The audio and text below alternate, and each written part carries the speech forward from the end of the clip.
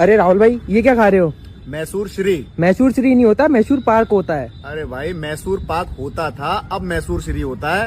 ये जयपुर में कई ग्राहकों ने डिमांड करी है, दुकानदारों ने नाम बदल दिया है। अब आप लोग पूछेंगे नाम क्यों बदल दिया है? पाक आ रहा है ना इसमें, तो हो सकता है मैसूर पाक से मैसूर पाकिस्तान होता हो, लेकिन ऐसा है नहीं है। इतिहास में भी आपको बताऊंगा, लेकिन जिन मिठाइयों के नाम बदले गए पर उनका नाम समझिए। मैसूर पाक को मैसूर श्री कर दिया गया है, आम पाक को आम श्री कर दिया गया है और मोती पाक को मोती श्री कर दिया गया है। और ये नाम बदलने से अब पाकिस्तान के न्यूक्लियर हथियार थोड़े से कमजोर पड़ गए होंगे, डेफिनेटली।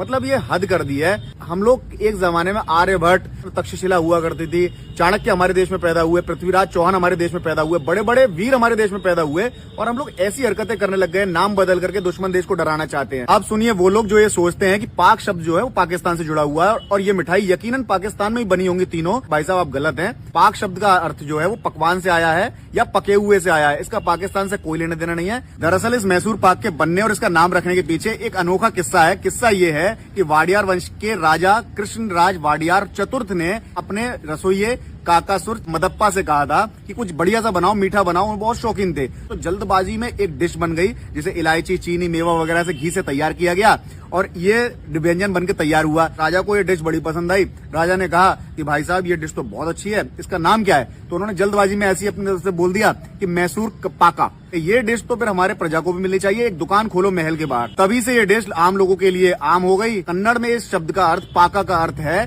कि पकाया गया हुआ मिश्रण, वो भी मीठा वाला।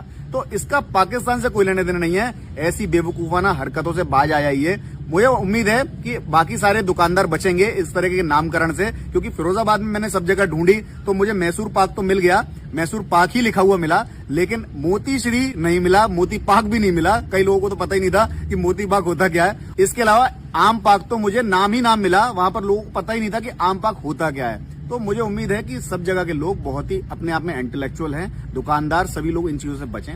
नाम बदलने से बदले नहीं होते, बदला जब भी होगा मर्दों वाला होगा, नाम बदलने वाला बदला नहीं होगा।